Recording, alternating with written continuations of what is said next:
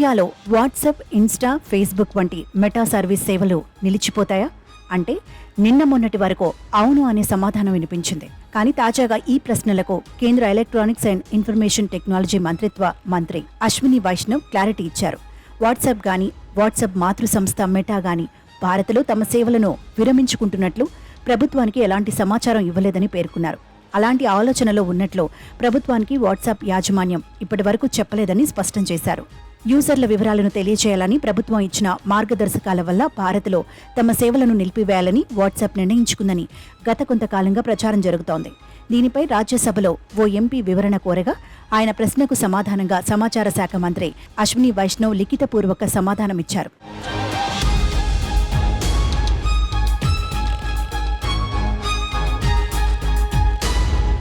6 నెలల క్రితం ప్రభుత్వ మార్గదర్శకాలపై అభ్యంతరం వ్యక్తం చేసింది మెటా సంస్థ. మెసేజ్ ఎన్క్రిప్షన్ ని తొలగించాలని ప్రభుత్వం ఒత్తిడి చేస్తే భారతదేశంలో పనిచేయడాన్ని ఆపేస్తామని ఈ ఏడాది ప్రారంభంలో వాట్సాప్ ఢిల్లీ హైకోర్టుకు తెలిపింది. ఇటీవలి కాలంలో ప్రధాన టెక్ కంపెనీలైన మెటా, గూగుల్, మైక్రోసాఫ్ట్ సంస్థల కార్యకలాపాలపై భారత ప్రభుత్వం దృష్టి సారించింది.